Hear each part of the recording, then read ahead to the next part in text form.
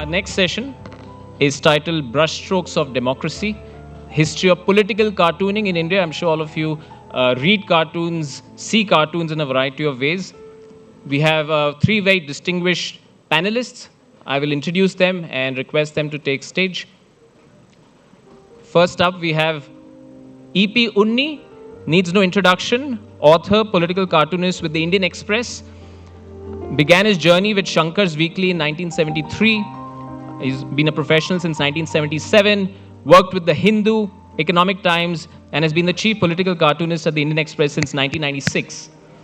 His books, Global Ambitions, Exhibitions, and Lifetime Achievement recognition, he's been recognized for a variety of works in his very, very influential career.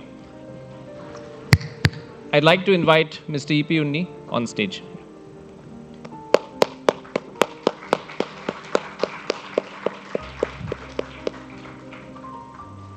Next, we have Gokul Gopalkrishnan, cartoonist, comic art researcher from Kerala, who has published widely in popular and academic media. He's the winner of the Maya Kamath Award in 2015 and drawn for the Deccan Chronicle, Mint, New Indian Express. He specializes in cartooning history and comic arts semiotics and has curated multiple exhibitions. And to take us forward in this journey, we have Sarthak Bagchi, political scientist and cartoonist who teaches Indian democracy, populism, and elections at Ahmedabad University. His political cartoons have appeared in the Hindu and various other outlets. He's a participant in the Indie Comics Fest 2023. He also researches political mobilization and the history of Indian cartooning. So this is going to be a spectacular session on cartoons, the history of political cartoons that we have out here. May I request Professor Rakesh Basant to please give the stalls to our speakers.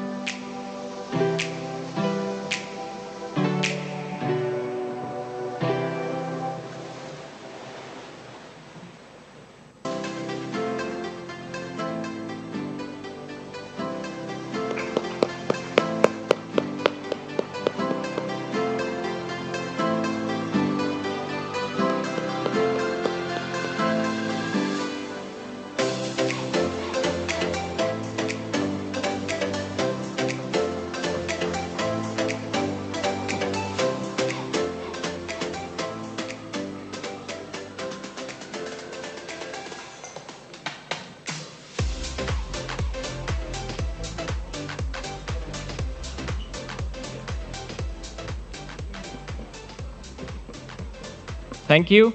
Please take your seats. Over to Sarthak. Mics are next to you. Over to you.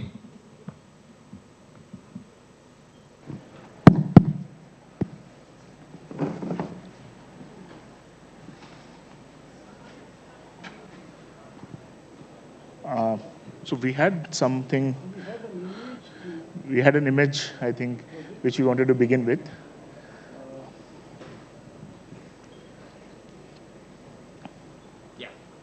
Yes. Yeah. So thank you so much for having us here, and thank you so much for making the occasion for a panel on political cartoons, especially amidst a lot of news and noise about censorship and freedom of expression and everything. But of course, we will be discussing a lot of that.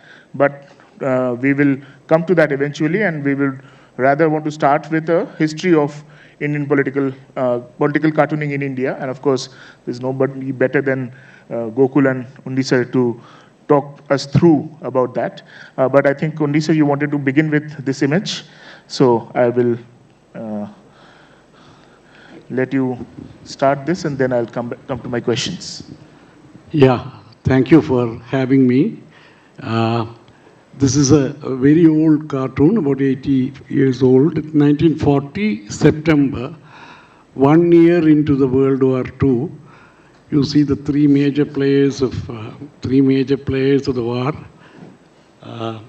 Roosevelt, Churchill, and Hitler, in the middle of the war, trying to grab as much of the planetary terrain as they can, grabbing territory. So now, this is a cartoon by the great legendary Herblock.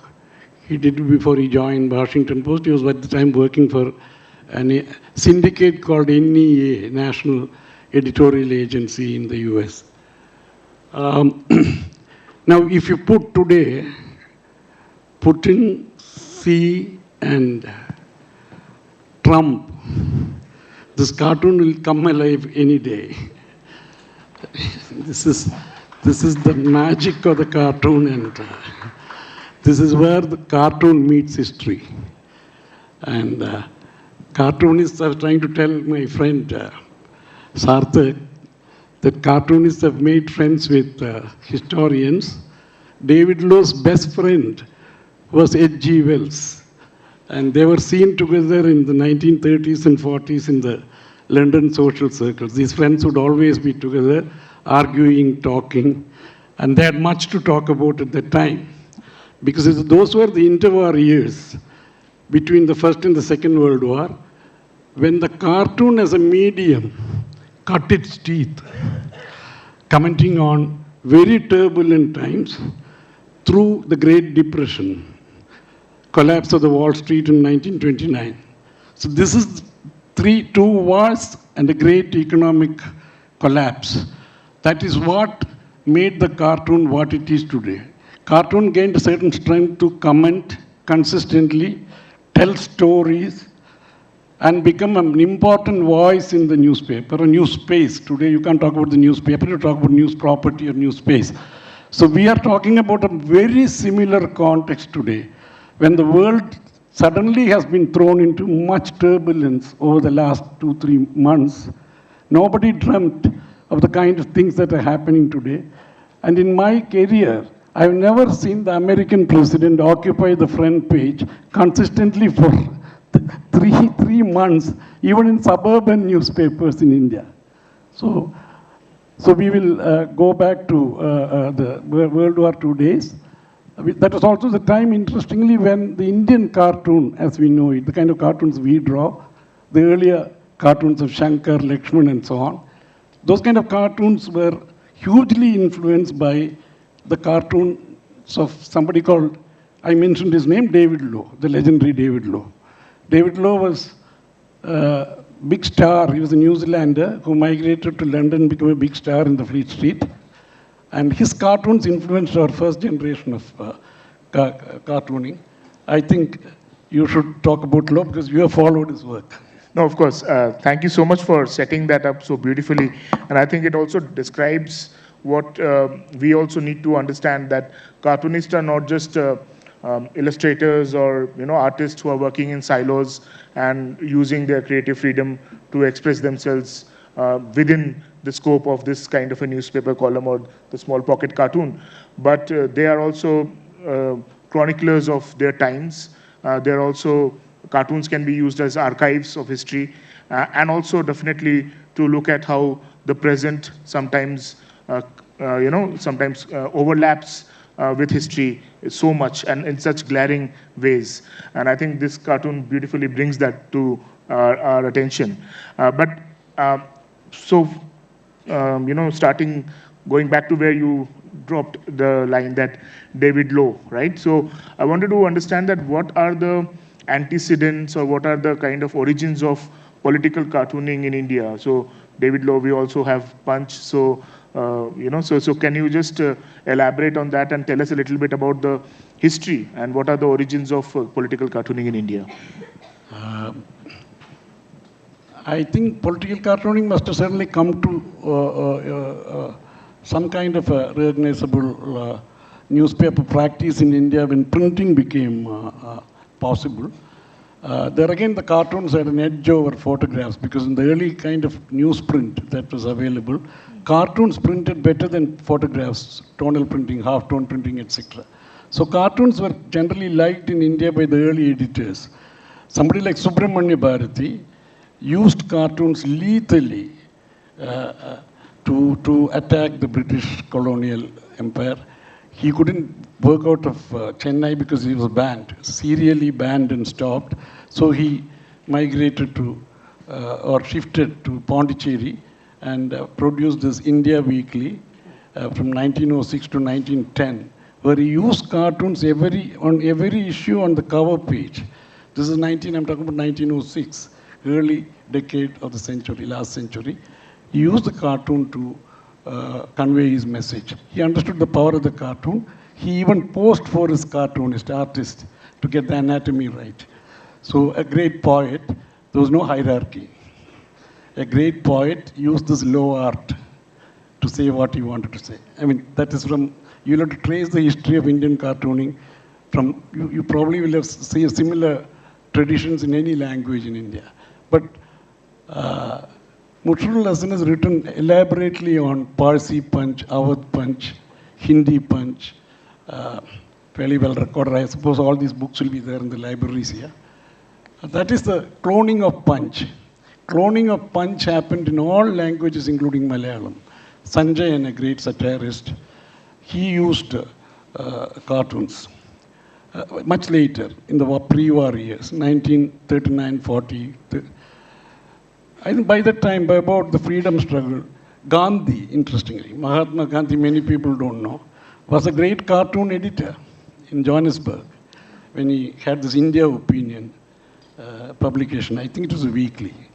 He would always carry cartoons prominently, very well displayed, translate them into Hindi and Gujarati. So he understood the power of the cartoon. People usually associate Nehru with the love for cartoons. Gandhiji was even better. He was a cartoon editor. He could handle cartoons as an editor. So, I mean, then the rest of it, Law came in. Law became a major influence all over India, even in regional languages. If you trace the history of any language cartooning in India, some senior cartoonist will talk about David Law. He was a major influence on R.K. Lakshman. R.K. Lakshman as a child used to pick up these journals which his father got. He could barely read English. He loved the drawings. And he found a man signing at the top of the drawing, C-O-W, cow. It was actually L-O-W in hand. He misread Law as a cow. And he liked this cow cartoonist very much. And later discovered him and modeled his drawing on him. Shankar did the same thing. Shankar went and met Law, spent time with him when he was on a sabbatical in London. So we can go into all of that. So I actually also wanted to, because I think since Unny sir mentioned Lakshman, so Lakshman had this idea about cartooning as the satirical draftsmanship, right? And I wanted to, like, if you can also highlight the evolution of this satirical draftsmanship of the cartoonist skill and art, looking at different political cartoonists from Shankar, let's say, and if you can just provide us an account of how you see the evolution of the art of political cartooning in India. Actually, last week I was referring some of the bound volumes of Shankar's Weekly. And Shankar in 1970s, late 70s, early 70s, had this one column called From the Archives of Shankar. And some of it is his own cartoons from 1948, 1950. They were brilliant, even in 1948. I mistook it for a 1970 cartoon, but then I realized that it is a reprinted cartoon from 1948. So, for any cartoonist, the art undergoes transition because you do it every day. You develop, your style gets changed. Otherwise, there is no point in doing this because it's an everyday practice. Rather than an art form, I think I'll compare it to a trade kind of a thing where you work on your trade every day. You make certain changes. The way you write change. The words that you use change. Even if you look at all the great cartoonists, their styles have evolved. I've seen legendary Puri Saab drawing in a kind of New Yorker style cartoons in Shankar's Weekly in 1958, before he went to London and then came back as an Indian Express cartoonist.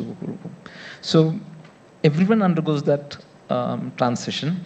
Vijayan style evolved, and I have this feeling that it's mostly to not just with individual styles, but also the production, dissemination of this art form.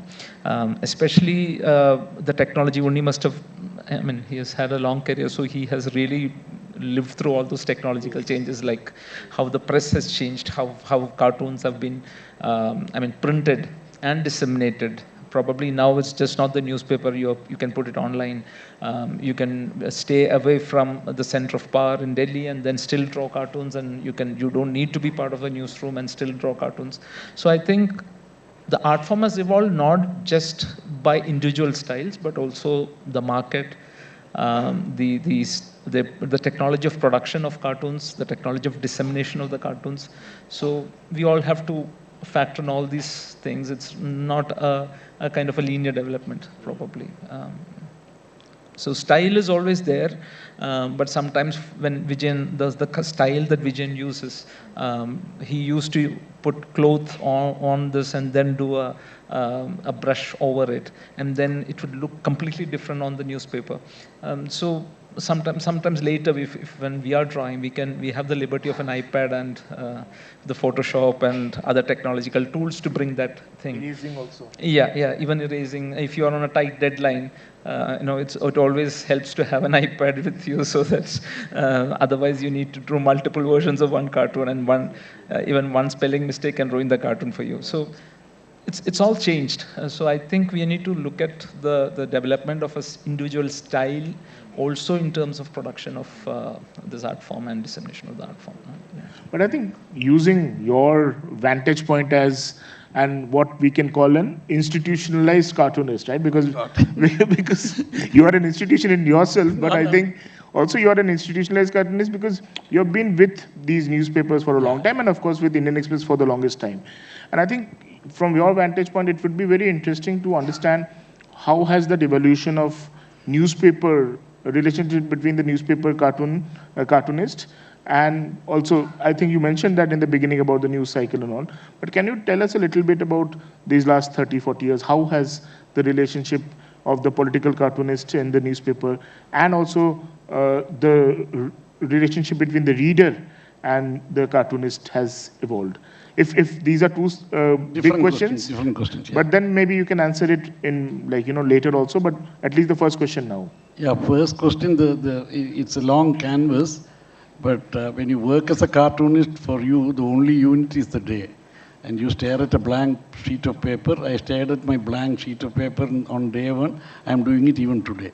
So it's a kind of, I mean, there is no guarantee that you will get a reasonably good idea. You somehow carry on. So our concern is, that's one of the things that we must mention when we say that we are friends with historians. We are completely, in terms of time frame, we are just the other extreme of history, where we are talking about very, very micro kind of event or trend in its smallest possible chip-like canvas. But here again, this is one major change that also happened in the last 40 years. When I began cartooning, Gokul was referring to the cartoons of Vijayan, Shankar, Abu, etc. in the 70s. Those cartoons were broadly on themes.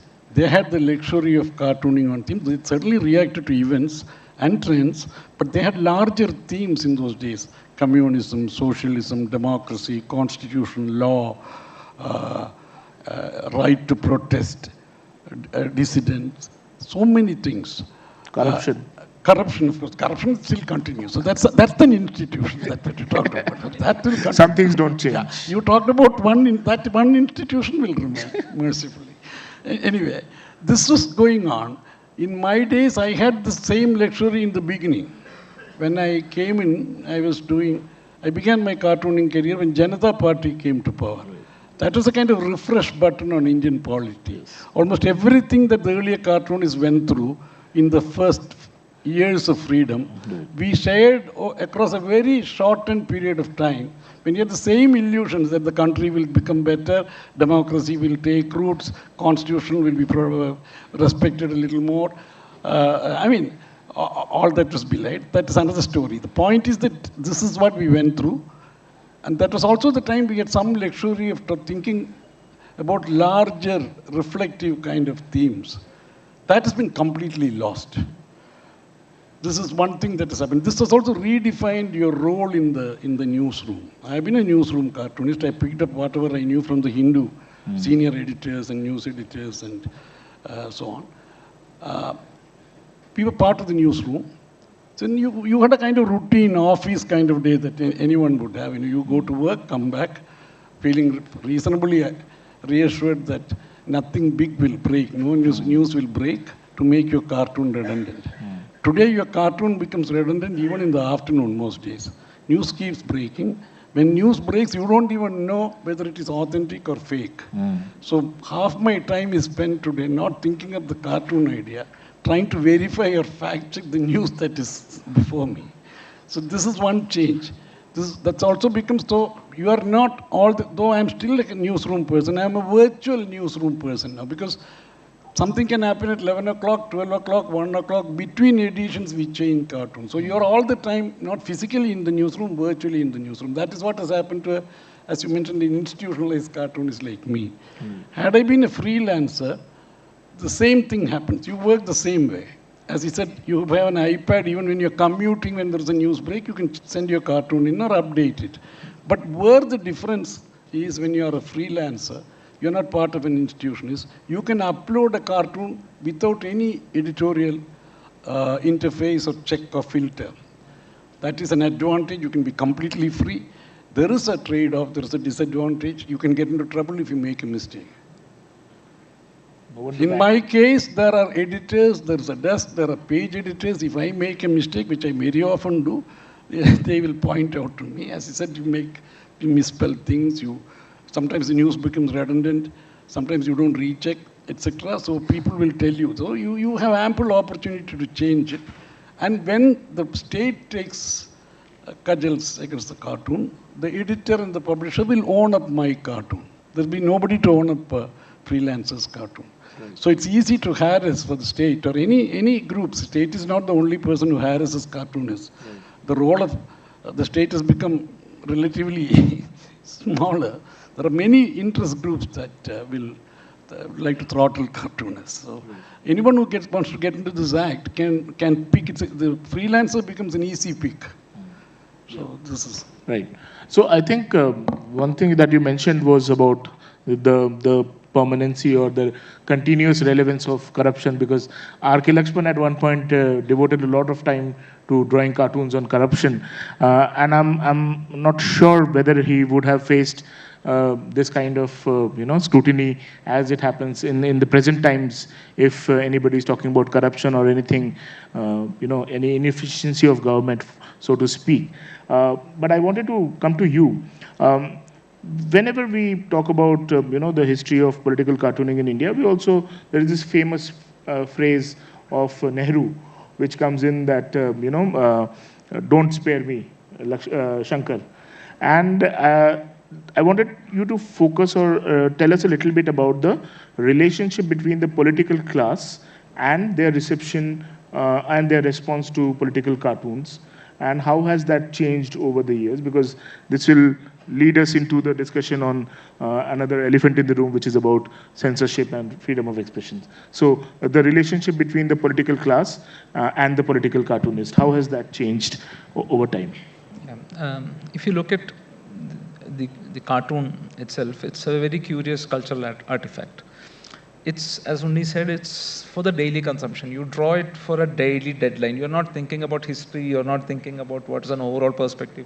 You need to kind of meet the deadline first. That is your first thing. By 6 o'clock, your desk is calling and asking you why you have not sent the cartoon, and you're still struggling how to do this. So it's always a race against time.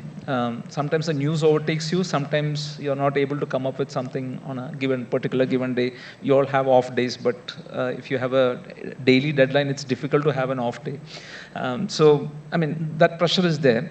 But interestingly, given if you look at a cartoon every day, drawn every day for a daily consumption, it's over a period of time, it is a response to events that's unfolding. So probably you can call it as a first draft, as you call first draft of history, as an early first draft of history. It's an immediate response to historical things, which down the line might prove very decisive in your the history of the world itself.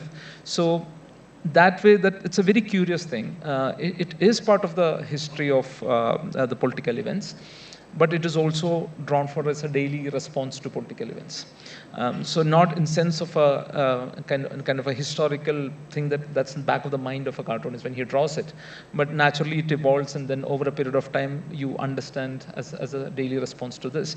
Like we had Abu's exhibition in Delhi and Kochi. 300 original cartoons were published, exhibited. And it was, for me, someone who has not seen, I was just growing up when Abu was drawing in Indian Express, so I have not seen many of those cartoons, but to see it in original, and then to see all those things that have gone through, like censorship, censors saying that not fit for printing, or, then Abu's response, like, we have a great sense of humor rather than sense of humor. And then again it said not fit for publication, since chief censor has put out a stamp. So all this, it's basically a daily interaction that you try and find and navigate a way to get this thing done. Sometimes the state itself is very obvious in days of emergency, when the chief censor puts up a stamp and says that not fit for publication. Sometimes it's more subtle. Some of the most innocuous cartoons might, offend someone, which I have, when I used to draw for the Deccan Chronicle, I thought that this was the most innocuous cartoon, but I got all the galis, even on the Facebook, Twitter, everything. And then you'll never know what offends someone. But there is always a certain kind of, kind of a self-censorship that we'll definitely talk about later. But there is a limit in which you situate yourself and draw these cartoons every day. But how do they react? As Unny said, for a freelancer, it's very difficult. Satish Acharya, Manjul has faced that, the ire. And, you can be dropped. You can be, your Twitter account can be blocked, and multiple ways that, even though if you're not drawing in a newspaper, and if you're still a freelancer, there are multiple ways to get back at you, and to kind of send you a message that don't go overboard or something. But what is that line? Mostly we will not also know. That's what I'm saying. You really don't know what offends someone. But the political class, earlier, I think there is also another thing, that they loved to be in the cartoon because that gave them a lot of visibility amongst people. So when you caricature someone and put it on the newspaper, it is also free advertisement and free PR for them to see themselves in this thing. But over a period of time, with the image, that shift in the culture of image, there's television, there is other social media happening, and you're always everywhere. So cartoon, doesn't necessarily need to be in a cartoon to be very visible. So that shift has happened, but probably because there is certain kind of politics where you need to be very strong, and kind of and ridiculing is affecting that your image. Traditionally across the world, there is a strongman leader kind of a thing that's coming up. Even if you take in any country, Trump doesn't like to be cartooned. Most strong leaders don't want to be cartooned. Probably because that takes away from that aura of invincibility or something. But humor has this peculiar way of getting back at all the strong men and then saying that, we see you like this. But it's actually difficult. And cartoonists always, sometimes if you're not a freelancer, you're also working for an institution or a newsroom. You really can't be that independent. This can be construed as like, why are you saying this? Like, why are you talking about, not talking about the independence or the freedom of cartoonists? But ultimately, you're working in an institution. So you need to be within certain limits of freedom to reasonable restrictions that you understand well. There's nothing, no one will tell you that you don't draw this, you don't draw this, you don't draw that. That doesn't happen. Right. Sometimes editor might, I have one instance of my editor. Earlier, my editor used to send saying that you've got a lot of hate mail coming into the newspaper, and many cartoonists wear it as a badge of honor that you are still, making people not like you, which is a good thing for a cartoon. But sometimes they also say that this is an institutional setup. There are salaries to be given, jobs at stake. So I think ultimately you also need to understand that what are the reasonable restrictions that we need to adopt, rather than being that beacon of freedom of expression. Always doesn't work. Sometimes if you're in an institution, you need to you need to do a certain level of self restrictions. Right. But I'll come back to Unny sir also with this question, but I wanted to get your reaction first. You said that, of course, Trump doesn't like to be cartooned, or other leaders, also strong leaders, don't like to be cartooned. In fact, Xi Jinping has a lot of offense when he is caricatured as Winnie the Pooh, I think, and that was also on social media for a long time. But I think in the United States there is still a culture of very harsh and strong cartoons in which are more in that sense unabashed, or without restraints. Or in Europe also we see something like the Charlie Hebdo, which is out there, right? I mean, which is out of that zone of comfort, so to speak, and which also has a certain kind of a shock value. Why do you think in India we don't really have that kind of? I mean, this is partially or tangentially linked to the scene of comedy, perhaps, but also particularly with focus on political cartooning. That, like you said, that is it a culture? Is it something about the state laws, or is it something about the society? Or I just wanted to get your views on that. Probably. It's a difficult question to answer, but the shock value cartoon is just another way of cartoon. It's not the only way to cartoon, probably. So my style would always not to be a shock value cartooning, because it serves purpose sometimes, but not every time. For example, classic example would be Steve Bell's kind of cartooning in the UK. He's on your face. He's really out there. But as far as American cartoons are concerned, they've got the First Amendment with them, so they're pretty much safe there to a certain extent. But people have been dropped. Syndications have dropped multiple cartoonists on certain, at some time, at some point of time, they all find a way to kind of restrict this. It might not be very obvious. They can say that, I mean, Steve Bell was dropped for what? It was not even a kind of a cartoon which someone should take offense to. It was a kind of a recreation of an old cartoon on which he did this. So that was the cartoon on Netanyahu, right? With the scar. Scar on the belly. Israel shape, the Palestine shaped scar on his thing. So it was an earlier cartoon which I think it was FDR who had that. No, it was actually, I think, Johnson. Johnson. It was of Lyndon Johnson. Yeah. That was a David Lean caricature, and the allusion was mentioned in Steve Bell's cartoons. He made it very clear that it was alluding to that cartoon. There was nothing offensive in it. Yes. So, no, of course. If you look at post, Iraq War cartoons, or during that time, how Steve Bell caricatured Bush and people like, it's nothing of that sort. So you will never know whom you will offend for what cartoon. This is the least offensive cartoon probably that Bell has drawn. Right. But over the years, certainly that has certain way of coming back at the cartoonist, not even though if not directly. There are other ways to kind of stifle you. Like banning a website, or like this case just of the Vigaton cartoon. It was, it didn't really. It's not some kind of an offensive kind of a cartoon. If you look at how the access to that website was blocked. Yeah, he was very well dressed and nicely suited, booted. There's nothing. Only in shackles. There was no shock value for that. Cartoon, but it still got the access to the website got blocked for a few days. Vigaton, earlier version of this freedom of expression, already in Tamil Nadu, it has been discussed. There's a great verdict from the Madurai bench of Tamil Nadu, of Chennai, of the Madras High Court, of the right to ridicule. Not to just make fun, but the cartoonist has a right to ridicule. That was clearly stated. I think Unny will... Can you please elaborate on that right to ridicule? I think...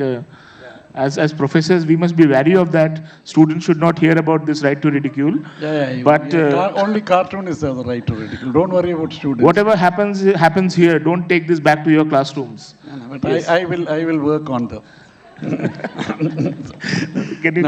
point is, this was a judgment by Justice G.R. Swaminathan of the Madurai bench of the Madras High Court, 2016, if I remember right. You must all Google and find this judgment. It's about a 9-page judgment, 4 or 5 pages, a brilliantly written judgment. I mean, it is not for his understanding of law, which of course a judge would have. His understanding, the ability with which he has gone into the history of global cartooning, his own context, which is the Tamil cartoon. Some Tamil cartoon was hauled up, to cut a long story short, for defaming MLAs and so on, for picturizing them as monkeys. This is interesting. Yes. So he says that, to begin with, he says cartooning art is an art of ridicule. It has been recognized as an art of ridicule. It has been accepted in India for many years as an art of ridicule. And without any ambiguity, this has to be accepted as a basic fact when you think of defamation. And he says the highest threshold of defamation, apparently in law there are 7 or 9 levels at which defamation is, I don't know, I mean technicalities. He says the highest threshold of defamation must be applied. I mean, cartoonist does not have, like anybody else, we don't have the right to, right to say anything we want. I mean, there is issues like privacy, other sensitivities, but if you want to defame, if you want to proceed against a cartoonist for defamation, it can't be done at the drop of a hat. You have to apply the highest norms of defamation permitted in law. And you must understand, it has to be also done in the context in which the cartoon has been done. You have to understand that this is part of a great tradition. He calls it almost an Indian tradition. He talks about the Tamil Nadu, the way Tamil Nadu got it, as I said. The book on Bharati's cartoons, Bharati's journal, which, I don't know, Mr. Venkatachalapati, is he here somewhere? I don't know. Yeah. So he is the one who is, he brought out this book, a collection of Bharati's cartoons. It's a brilliant cartoon research book, the first cartoon research book I've seen in India. He wrote it out in Tamil called Bharati's Cartoons, 1906 to 1910. See, this kind of a work, this man, Swaminathan, must have read all of that. And he says that this is an essential part of the cartooning craft, as he said, the trade. So you can't pull up a cartoonist for even ridicule. And another twist in the judgment is interesting. He says, how can you blame somebody for portraying MLAs or leaders as monkeys? Because we worship Hanuman. Monkey is a god for us. How does that become? If monkeys had to say, they would object to this, he said. And also said this is, he went ahead and said that in the context of the new environmental animal rights laws, this is a highly hierarchical accusation. This is not acceptable. So I think, So I think when you were talking about defamation cases and the kind of reception of cartoons, right? And I think we are also living in very, in a highly polarizing kind of a society in which there is a hardening of the social views and positions that people take, right? And I wanted to understand from you the relationship between the cartoonist and the reader and who's consuming this cartoon, right? And if this is a trade, the customer or the consumer of this cartoon. So how do you think this relationship between the reader and the cartoonist is changing, or probably in which direction is it headed in this kind of context that we are currently living in? Yeah, it has vastly changed because the reader's thumb is very close to the keyboard. So he's trigger happy. That is the basic change. So Big, best. Yeah. So 2 keywords. Yeah, whatever. Emoticons, emojis also. Great wealth of emojis to pick. So people can react, which is a good thing. You can't prevent readers from reacting. That is a democratic world. But what happens is, again, as Gokul was talking about, we have always been intrigued why Steve Bell lost his job over a cartoon, which if you look at his level of aggression, 1 to 10, it is about 6 or 4. He's not firing from all cylinders. It was a very civilized, reflective cartoon. It could have been accepted even in the US, incidentally, produces more reflective and sober cartoons than Europe. Europe fellows are more, they go out and hit Steve Bell and several cartoonists in Times. Mike Lukovich, Chapate, these people are like in the old tradition of editorializing the cartoon, which we follow. Anyway, that's a minor point. The point is readers can become trigger happy and they can say anything they want and they can take off. And see, what happens is people are not looking at the content. They are triggered by the impact. Most reader reactions today, including the reaction of the police or the state, unfortunately, there is hardly anything to choose between the two. Some reader will say, Prime Minister has been featured. This man is not just a Prime Minister. He is larger than, he is very important. He is a leader of the nation. So he is not the leader of a party alone. So you should not say anything against him. Little realizing that all Prime Ministers have been caricatured and cartooned. But this guy will take offense at it. And the point is, one single reader objecting to it, I can understand. I remember an instance when I was in my Hindu days. I did a cartoon in which I used the word Jesus as an exclamation, which was part of common parlance. Some priest in Uttarakhand, he wrote a letter to the editor saying, I follow this guy's cartoons. He's usually sensible. Why does he use the God's word in this context? So I wrote back to him. And then we became friends. The point is, I mean, that is an individual complaint, that which I can understand. Even for the wrong reasons, you can get offended. But the point here is there is little to choose between the way this guy reacts to that cartoon or the district collector who is an IAS fellow on whom the state has spent enough money to train him on constitutional law in Missouri. He does the same thing. This is what I don't understand. I mean, this guy does the same thing. One fellow, the one IAS guy, district collector, I met him later in Madurai. He was Tirunelveli collector. He wrote an order to get a cartoonist arrested because he insulted some national monument or some such thing, and sent out the order. Allowed the police to do that on Friday, 5:05, so that the guy will be in jail till Monday, 5:10. I mean, this kind of a, how do you do it? This guy is a director recruit IAS officer who probably studied in one of these colleges like this and read 1,000 books and wrote his UPSC. I mean, this is what I don't understand. See, there's little difference. This is what we have come to. Any special interest group, also if you ask them, all of them might have enjoyed the cartoon, but they think that from time to time they have to, I call them relevant junkies. Relevance junkies, they have to do something relevant enough to be in the news. So then the easiest pick is the cartoon. Right. A cartoon can be easily interpreted in more than one way. That's another issue with the craft of the cartoon. Even the cartoonist does not have complete control over the meaning. We just saw a 1940 cartoon.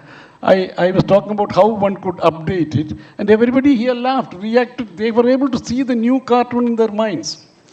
See the meaning in a cartoon, because it's a very strange combination of very few words and possibly minimalist kind of lines. I mean, at least there has to be some simplicity in the drawing and the content, but meaning can change. Meaning can also travel. So if you start interpreting every cartoon the way you want, you can take off. You give me any cartoon by anybody, I will give you a reason to ban it. That's actually a very scary thought. But before we open up to the audience for questions, I think this is, of course, the session is on cartooning and satire and humor, but I think from the discussion it became a little also about the kind of anxieties or the kind of travails of the cartoonist profession, or rather the kind of vagaries of the trade, if I may say so. But I just wanted to take it a little bit towards maybe a positive direction or towards a less scary thought as to where do you think, because we are living in a world in which attention spans are shrinking and views are colliding, and the polarization and everything else with the progression of technology, which is ever changing, with AI generated memes and other things also coming in, and in that kind of a landscape, where do you think is the future of political cartooning or this form of humor or this form of comic art is headed? And I want you to maybe tell us a little bit about also the future of graphic novels and other things, and this art in a larger scale. Okay, thank you for this question, because I don't really believe that attention spans have sunk shrunk everywhere. I don't think, if you give an youngster an article on a car, if he's fond of cars or bikes, he will read 8,000 words of that article. So I don't think it's very unfair to say that attention spans have shrunk, but the way we use the device dictates certain kind of minimal attention span, and we look at the cartoon, or most people read everything on their tablet or the phone. So there is an issue there. I'm not denying there's no issue, but there is an issue.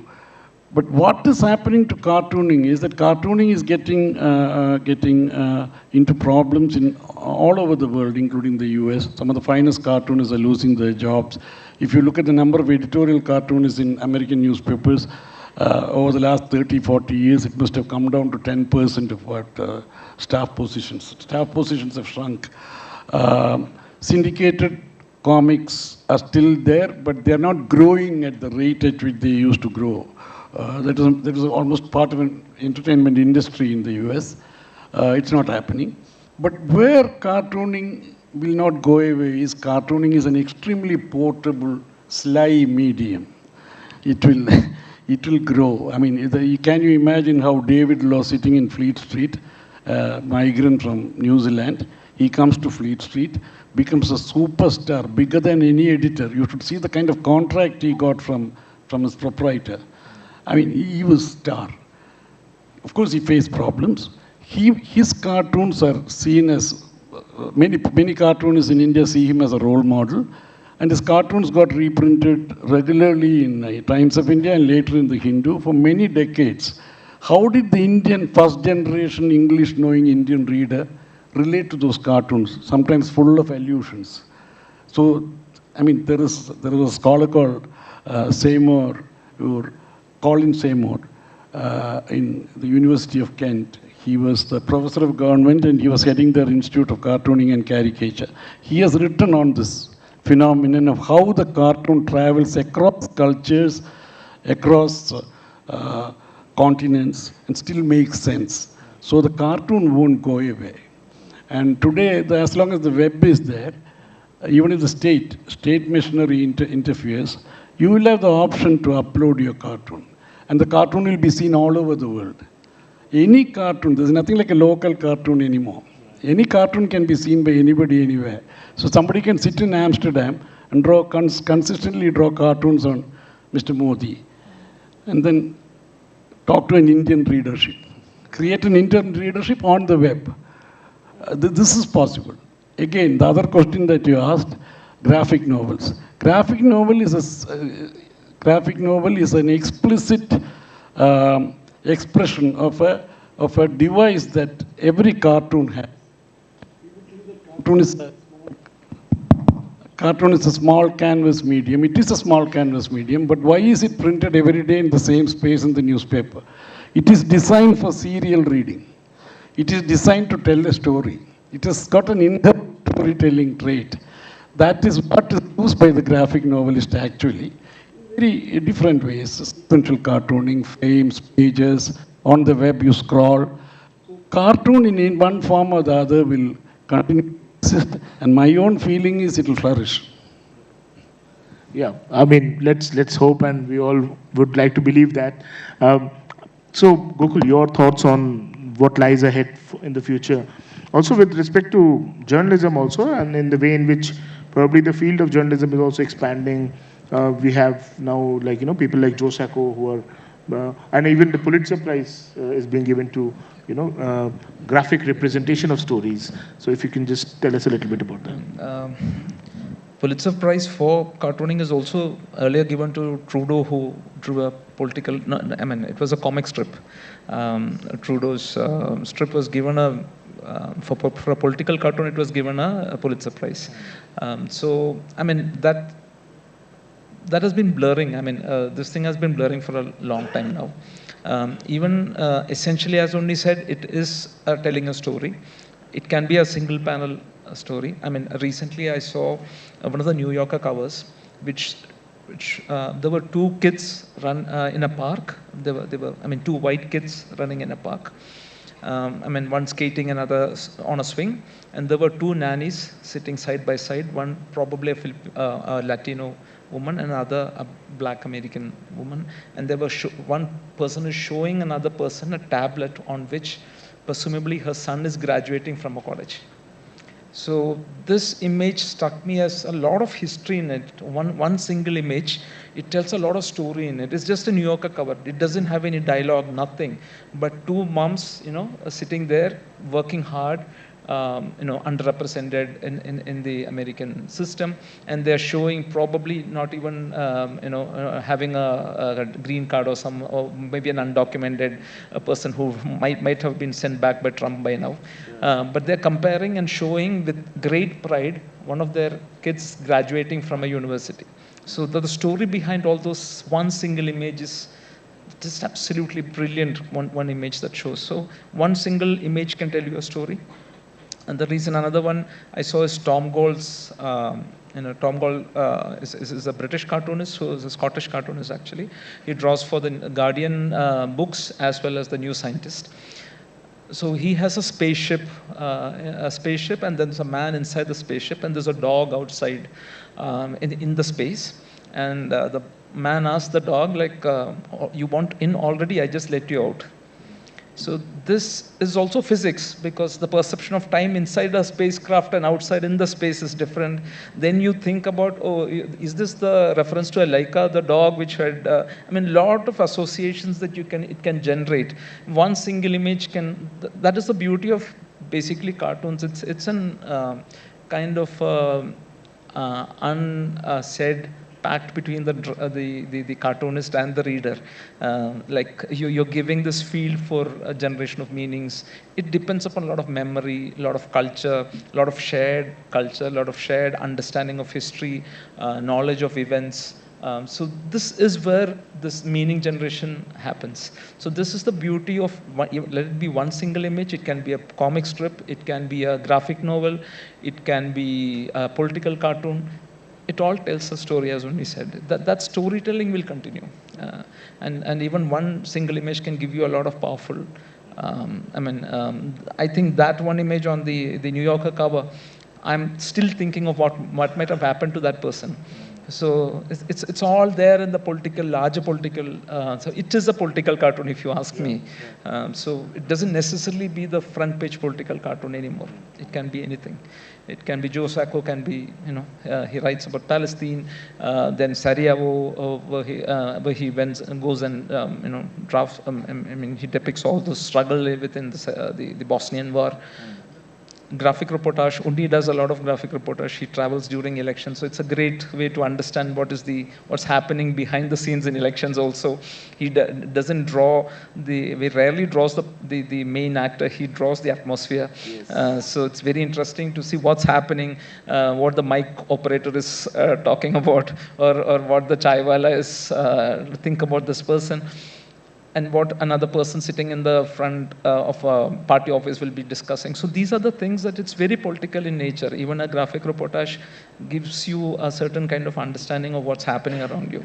So cartoons, comics, it's the same thing. It will survive. Graphic novel is kind of a, it's an industry kind of a name that to cut across a kind of audience which had not reached. So graphic novel looks very literary. So you say that it's a graphic novel. Well, it's all good old comics itself.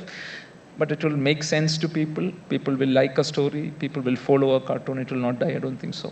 Yeah.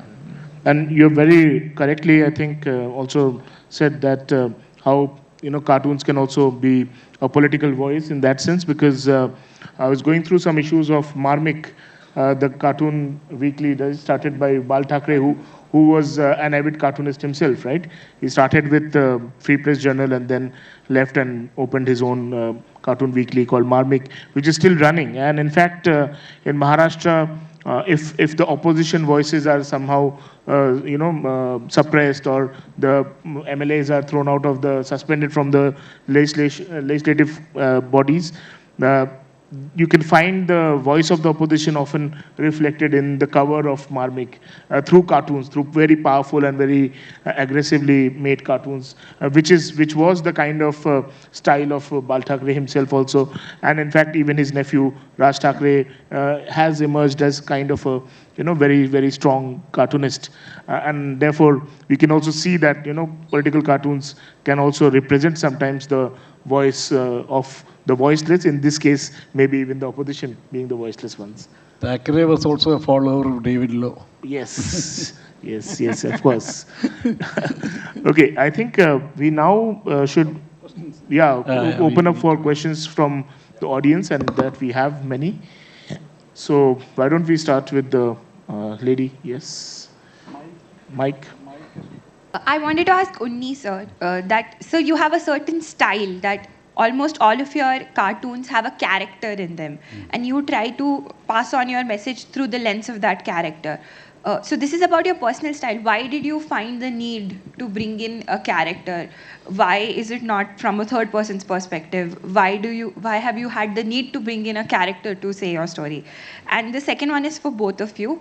I see how cartoons have probably made these large figures in political life a little bit more humble, because sometimes editorials or media sort of makes them larger than life, say a politician or a monarch in some cases. But cartoonists try to humble them, try to make fun of them, in the sense that trying to make them more human. That's also happening with memes nowadays. So what is your take on that? Yeah. The character was an editorial kind of need largely because of R.K. Lakshman. R.K. Lakshman had this common man, and that became an essential part of the pocket cartoon. And he also had the common man sometimes occasionally appearing in his large display cartoons, and common man caught on. So any editor wanted you to create a common man. I was quite wary of it because to begin with, the pocket cartoons have also shrunk. The newspapers have shrunk to begin with. The whole broadsheet is no longer that broad. People don't realize it. It's smaller paper. We need physical space. So this question of physical space was there. I tried to skirt this issue for some time. But in one day at the Ames crossing in Delhi, I saw a young kid, 10-year-old or 7, 8-year-old kid selling newspapers. That I thought was a nice way to bring in news, because if you have the child, and child also represents the future, what we are all, it's a window to look ahead. If you have a child selling newspapers, that's one device to bring in the news directly. So it serves a purpose. So I made the child my character. And then the child has refused to go away.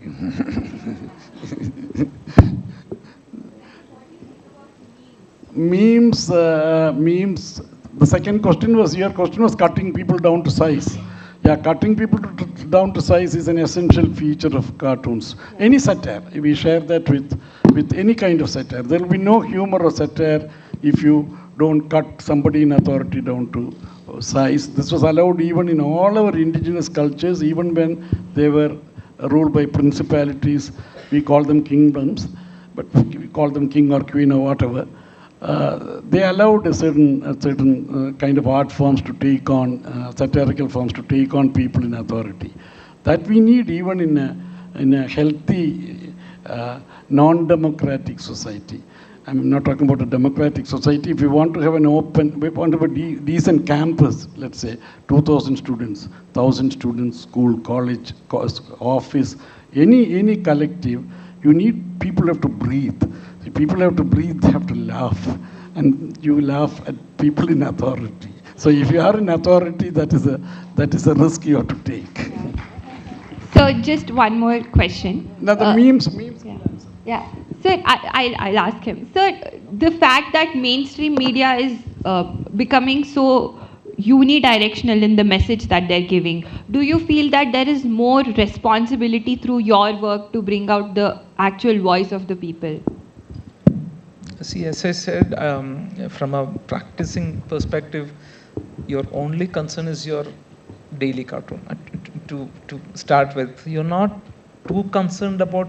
I mean, it is your basic nature that you are adversarial to a certain extent in nature or to all these things. That is why you sort of get into cartooning as well. So you want to make fun of others as well as things that they do. So that is already inherent in a cartoon. But no cartoonist, I don't think, want to offend and kind of make that statement every day. It's basically a response to the news on the paper. Or it is kind of a reaction to what is around you. So probably I don't think there is a really a kind of a editorial interventions that like that. I'm not sure. I've not faced it. Some of the cartoons that I thought that might be a bit strong have sailed under the radar. No one has really talked about it, and then no problems at all. But then we wonder, actually, I mean, what happened to that cartoon? Because we tried to offend someone, it didn't happen.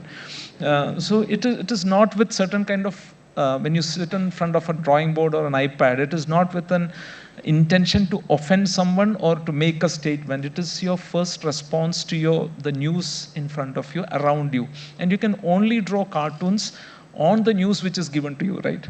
If I draw something which is completely not there in the news, it doesn't make any sense. That is why when Indian Express uses Unny's cartoons very brilliantly or intelligently, whenever he draws something on a news, his cartoon is not there at one, like Lakshman's used to appear on the front page, left side corner. Unny's is floating around on the front page, and they're pegging it near the news in which on which he has drawn the cartoon. It's a very brilliant idea. The news is there in the newspaper, the cartoon appears very close to it. It literally floats. There is no fixed point of that one single column it is there. So that essentially shows you that you can only draw cartoons on the news that is given to the reader. Anything that is completely outside the news cycle is very difficult to register with the reader as well. Also because the child is difficult to control. So the child floats around the paper. And I think people don't take offense to a child saying, yes, exactly. It's a child. It's a child. Innocuous.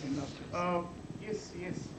So to paraphrase a question that was asked to Jon Stewart, the talk show host. Okay. In a world where the leaders are behaving like comic micro villains, super villains, what is the duty of the cartoonist? I mean, can you beat what is actually happening in the news cycle in terms of literally farce and villainy? Villains. I don't know how to. Can you name somebody who is a villain? No. Basically, I mean, I would like to name, not at the. I mean, obviously, I'll end up offending people, but Donald Trump would be a very good. I understand what you mean. Anyone who is super powerful, who might even make mistakes, honest mistakes that can create a huge problem. If they are like Trump, who is driven to do what he wants to do and do things unilaterally, then he's certainly a problem, and he is like Hitler probably. Though he hasn't quite become a Hitler, he has the potential to become somebody who can completely change the world as we know it today. And he probably will be stopped at it also. So how do we handle this? It's a little difficult. The only parallel is, we forget about Trump, we go back to David Lowe and Herblock. These two people, I don't know whether, in the process of my statement, I hope I would have answered your question. This is how I see it. Both Herblock and David Lowe, who was 17 years older to him, were drawing cartoons against Hitler. Hitler was not their ruler. Hitler was ruling Germany. But both of them had career problems when they were drawing cartoons against a man sitting in Germany, outside their country. This is very interesting.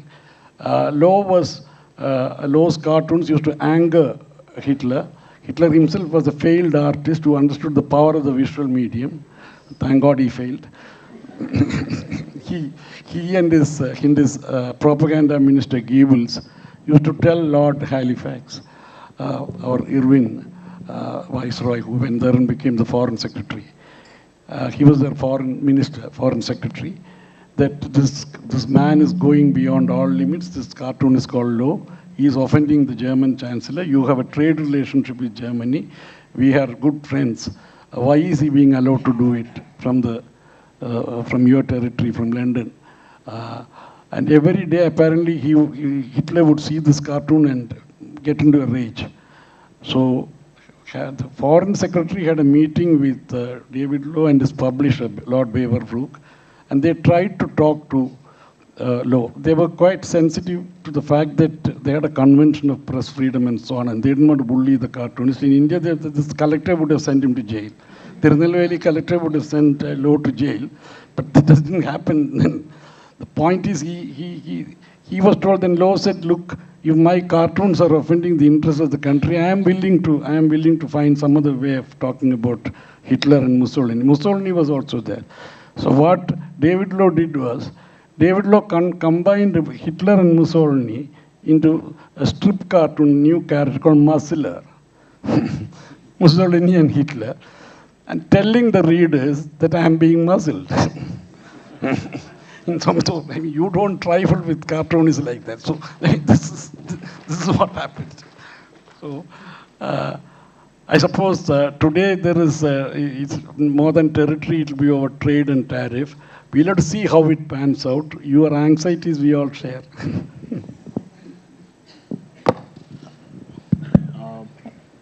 You have the next question? Yeah, question for Unny sir. So you spoke about the editor standing strong and backing you when there was controversy. I didn't get it. Sorry, so earlier in the session, so you spoke about there was editorial protection for the cartoonist. Yeah. In terms of any controversy, the editor would stand firm and back you. Yeah. But we're seeing that institutional support is now sort of waning for anything that's controversial. Also, there's a lot of authoritarian clamping down by authorities as well as mobs attacking individuals. So how do we as individuals or readers of the cartoons help sort of create a civilized commons where we push back? See, right now, you are standing strong, you are sort of the torchbearer. We are watching the drama, but we're not sort of helping in any way. So is there a way for the audience or the readers to stand up and create an atmosphere of tolerance for this kind of messaging? I have not heard warmer sentiments than this. Thank you so much. I think if we have editors like this, we will somehow reach you. That's my answer. This is great ownership. Thank you. Editor, I'm sure there are readers who would like pungent articles to appear and good headlines to appear and good cartoons, to watch good cartoons, hear good music and so on.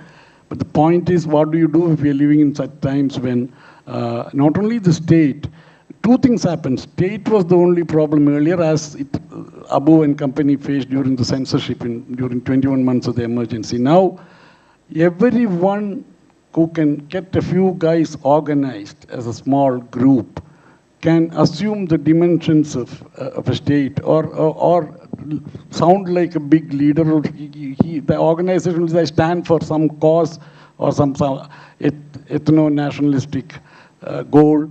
And anything that happens, is deemed offensive, and then they do what they want to do, they have to do. They put pressure on the media houses. All of this is happening. But the point is that some level this curve has to tip, because if you're going to consistently put uninteresting stuff into news media and newspapers, who is going to read it? Somewhere a good editor or a publisher will realize, for sheer, not for any altruistic interest, for sheer self-interest, commercial interest, that you got to have decent editorials, you have to have a decent opinion page, you have to have cartoons. I suppose it will happen with readers like you. We are safe. You will go and find me anywhere. If I don't appear in the newspaper, you will go look for me in Gokul and find us on the web. Thank you. Thank you. Very exciting panel. And I'm a historian, but can I just do a little bit of brag? I used to do cartooning with Ranga, the caricaturist. Yeah, though he's long dead now. So, and a great fan of all of your work. So, my question is coming from just like, why are all cartoonists men? Yeah. And, okay, second, it doesn't stop there. So, there is, the form is posited as a form that is speaking truth to power. Right? You're speaking truth to power. Right? That's what one believes when one is cartooning. But what does it invisibilize also? Because like Shankar's cartoon, there is that Navyana book that shows he was highly casteist when drawing out Ambedkar during the Hindu Code Bill. So the form is not pure just because it is speaking truth to power. And when you say it's your first response, then your own subjectivity is implicated in the act of creation. So, and that's my second thing, that one, this form is highly male. Why? Like, I'm not able to think of a good answer. And the other is, it can also be highly casteist. It can be highly gendered. It can be all of that. So, is there ever a reflection on that? What would be your response to my question? On the question of women cartoonists, we have never been able to find a satisfactory answer. This has been generally true even in the advanced democracies. Anne Telnis was one great cartoonist who came up in the US recently, and she at one time became the president of the American Editorial Cartoonists Association. She's the one who lost her job recently in Washington Post. We have had Maya Kamath and we have had Manjula Padmanabhan, but I don't know for what reason. There's no. But when you think of talk about graphic novels, there are any number of women creators, even in India. So I don't think there is any problem there. I'm not able to. I don't have enough data to give you a reply to that because we don't know. We have all wondered why it doesn't happen. There are any number of women readers. We have people who react to cartoon. You have asked one of the sharpest questions on why the cartoonist who is politically progressive like Shankar can have a casteist messaging. I mean, this is possible because it's a cartoon is not the last word. A cartoonist is not it's not a studied, well-researched product. It is done at the spur of the moment, off the cuff. So it will carry everything. The main message apart, it will carry all the prejudices that exist at that point of time in society. Secondly, here I will let off the cartoonist. But where I will not let off the cartoonist is where the prejudices are part of his politics, then I will not pardon him. If you are going to attack Ambedkar because he represents a certain section of the community and not as law minister. As law minister, you can certainly criticize him because part of the power structure. You can have a political disagreement with him. That's fine. But not because... And the fact that Shankar attacked Ambedkar, that is usually that is explained in terms of visual semiotics, not on what he said, on the fact that he always showed Ambedkar as small, some whip being lashed, etc. All this is slightly questionable.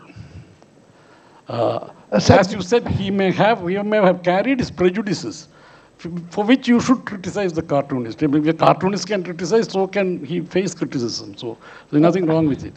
Sir, the question relates to this cartoon again. It seems that there are times when the cartoonist may have the immunity of ridiculing anybody, but a cartoon may come back from the past to haunt people who have not this immunity. This cartoon reproduced in a textbook is not targeting the cartoonist for what he did, but the people who selected it, put in the textbook, NCERT textbook, those who removed it, and so on. The second question, sir, I wanted to ask you is related to the politician becoming active as a politician. Now, what happens is that Balasaheb Thackeray, taking his cartooning skills of ridiculing people to also injecting an element of the ridiculous in the narrative or the discourse of politics, is definitely prejudicing the whole concept. So what happens in such a case where you are hurting feelings not directly through a cartoon produced on a daily basis, but something which comes to haunt you later? Yeah, your second question is very interesting, but there's a parallel to it. What Thackeray did, Hitler, because he was sensitive to the visual image, he made all the cartoonists of Germany draw scathing cartoons against Jews. Not only the Jews, I mean, there was no Jewish kingdom or no Jewish state, the Jewish way of life. That's why, to this day, the Star of David or any symbol associated with Judaism, they were completely, very tastelessly handled. They were forced to do it. You can't say no to Hitler and survive there at that time. So cartooning was put to one of the worst uses in the history of cartooning. It's as a backlash to that you find Israel or today's Israeli state getting hypersensitive to any cartoon where you bring in the Star of David or something. They are justified in a way because all their visual imagery, everything that went with their system of their congregational identity, their prayer, way of life was absolutely tastelessly ridiculed. But in the case of Thackeray, since we were in some kind of a constitutional democracy, people saw through it. I mean, the kind of propagandist cartoons that he did to mobilize did not work as cartoons. Nobody accepted it as Sir, cartoons. I would just like to squeeze in one last sentence. It's not about Balasaheb Thakray's cartooning. It's the legacy he left behind of ridiculing the other to an extent where the racial prejudice, ethnic prejudice, becomes part of the body politic and vitiates the discourse. Yeah, but see, that is his politics. You oppose that politics. The cartoons, I mean, if he had been able to use the cartoon to do that as the cartoonists did with in Germany, then that would have also pulled the Indian cartooning down several pegs. That didn't happen mercifully. Yeah, but I mean, just to point out a little bit about that, so I think that is also what made Balasaheb Thakray's rhetorical style. What is the brashness with which he speaks, also the ridiculing matter, but also that actually talks about a certain kind of a linguistic culture from using Marathi language and using the puns basically, and that is something what became the characteristic element, and in fact that is also something which touched a nerve with the common Marathi Manus in that sense. When Balasaheb Thakray's speeches were, people started expecting this kind of pun and this kind of a ridicule and this kind of a rhetoric, because that is what would draw lakhs and lakhs of people to the Dashera Adhiveshan at Shivaji Park.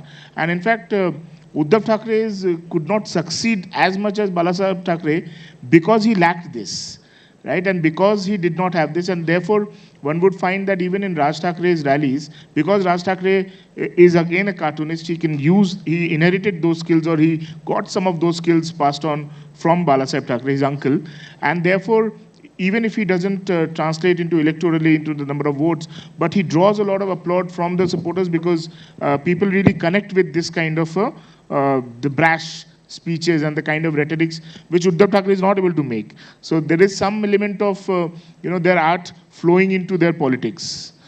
Being divisive. And ultimately of course, divisive. I mean, you can be divisive from a boardroom also, and with hobnobbing with corporates, and also, I mean, divisive have many layers and many styles of divisiveness, right? You can be divisive sitting in the Oval Office like we saw in the morning today. So there's one question from, I think, Vivek. Yes. Oh, thank you so much for your lovely session.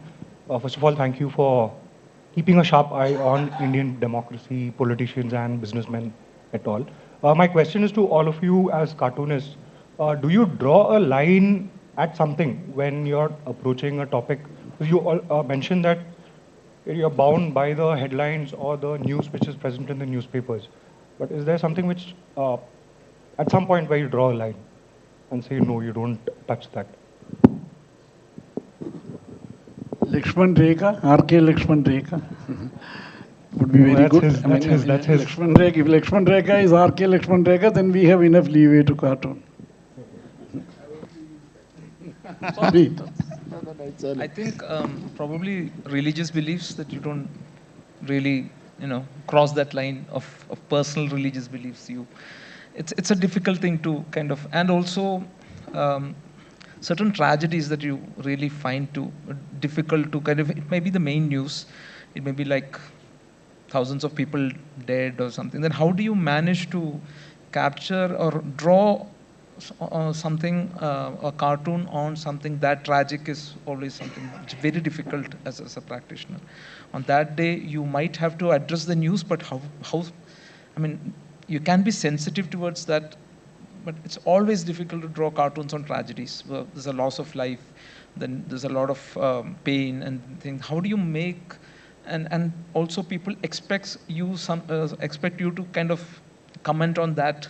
This thing. How do you comment unless this thing is all played out in total? It can be a very first kind of a thing to a response to that, which might be completely false also. You might not be able to understand why this has happened.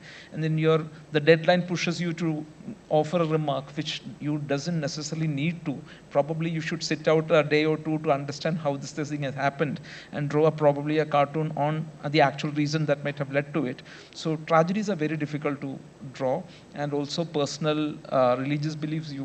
It's because it's a difficult line to cross. You really don't know how people will get hurt. So a cartoon, even though it's an adversarial kind of a medium, it's always good to have certain kind of I may briefly add only one thing, physical handicap. Lowe did not draw Halifax with only one arm or some such thing. He always drew him as a proper, regular person. That you respect. What I've noticed with Unny is that Unny normally, captures a caricature of a person as he, moves on in his life and age. Like Mr. Pawar, who has been there in the political stage for a long time. His face has changed a lot, but Unny, I don't think, draws him as he is now. He still keeps that one layer of. He is a political. You see, you are actually presenting the political personality in the card. It's not a replica of the person, how he looks. It's a statement on that person. Right. So for me, it's also the thing about punching up. So I mean, I drew a lot of cartoons during COVID.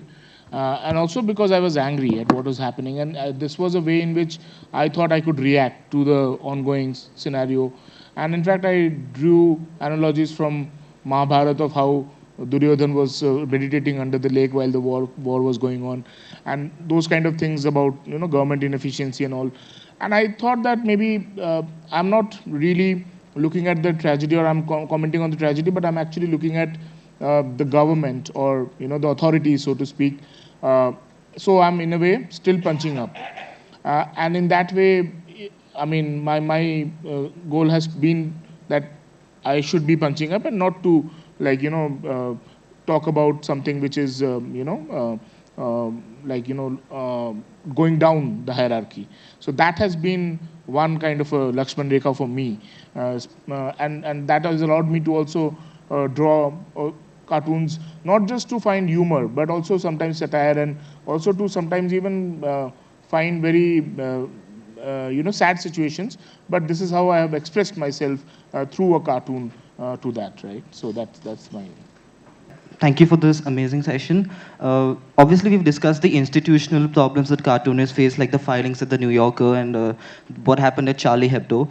But what I want to inquire about is the larger existential issue that's faced by people who wish to satirize the people in power.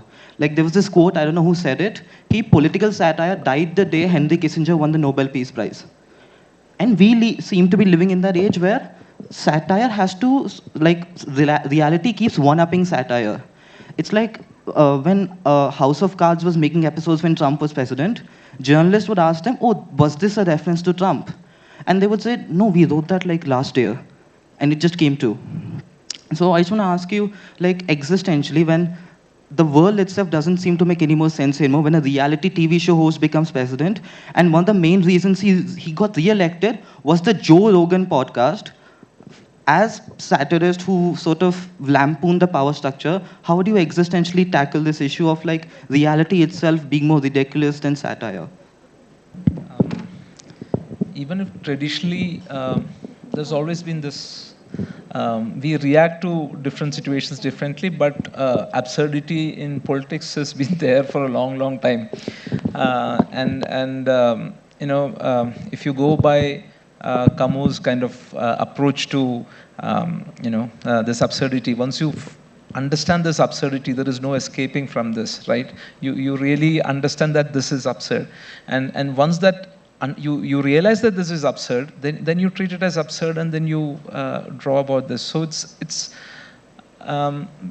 cartoonists have found different ways to address this absurdity, or probably Simpsons is a good example of how they keep on predicting things which might happen later. I really don't know now. Have Simpsons drawn after this, or is just earlier, because people seems to find a Simpson meme for everything that has happened. I don't know if it has been drawn earlier or drawn, but the post-truth world, it's very difficult to know. But this absurdness is always there. It's part and parcel of politics and personalities. I remember Vijayan drawing a cartoon using the Animal Farm allegory, saying about this absurdity. About how people, you didn't know that whether they were the real men or they were animals, or then animals to men. I mean, those things have always been there. Not just Trump. Any person, like even Hitler has been ridiculed because he's, if you look at it, he's an absurd, the kind of a personality who has come up representing a certain kind of, in a period of world history. It is all cycles that keep on coming back, and always these things have been captured by cartoonists, addressed by cartoonists, and as even the Trump cartoons that you actually see these days, I think the most vocal critic of Trump has been cartoonists in the American media. They've never let him off. Even the cartoons that you see, you can clearly see that this is a Russian. He's been shown as a Russian agent. He's been shown as a Trojan horse from the belly of which the Russians are entering US. So it's been, even though he's an absurd, it's been taken to task for that, being an. So I think that's what traditionally it has always been there. It is not just it's been a cycle. It's not a new phenomenon, if you ask me.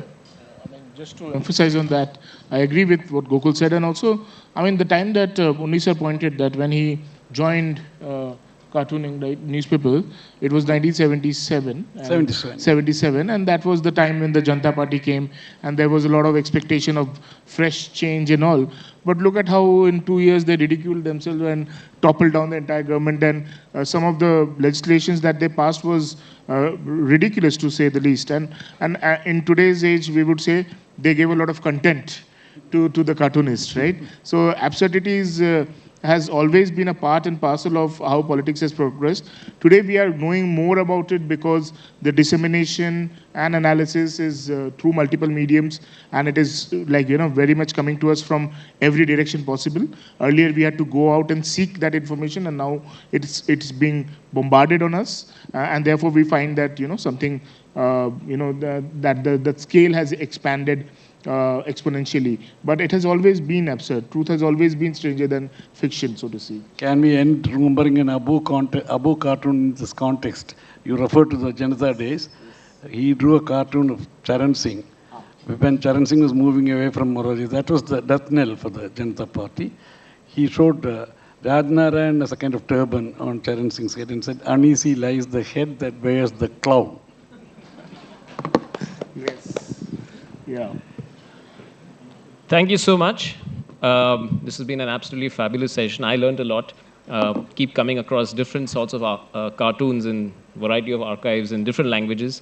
It was amazing to see some of the image they presented, and of course all the stories that they shared with us right now. I hope some of you to-be cartoonists, young artists, have taken the opportunity to actually draw them on stage. If not, take your phone, take a photograph, doodle them, and send them a nice cartoon on the session. I think that it'll be really nice for cartoonists to get a cartoon on themselves sometime. Bangalore has the Indian Institute of Cartoonists. So if you have nothing better to do on the next weekend, this weekend, of course, you're going to be here with us. But the next weekend, you can check out the Indian Cartoon Gallery. It's in Ashok Nagar in Bangalore. Bangalore is the base in a way for cartoon exhibits and so on. I'll also repeat that we have exhibition happening on the 8th floor. So when you go out now, don't take the lift, just walk the stairs and you'll see wonderful exhibits on display. One by the Mythic Society on old inscriptions, on variety of works that are happening. And the book stalls are at the ground floor. So many of the books that are being spoken about in this festival are being sold just outside the building. Our next session after the lunch break will be called Detectives and the Damned, which is on historical fiction, revolving around the theme of detectives. So particularly of interest to, of course, history students, but especially literature and culture. And of course, anyone interested in fiction. We have 3 men on this panel. We're going to have 3 women on the next panel. We talked about drawing a line, and cartoonists draw lines both actually and metaphorically. But timekeepers also have to draw a line, so I will draw the line here, and this is where the session will have to unfortunately end. May I invite Professor Rakesh Basant to present our distinguished speakers with mementos.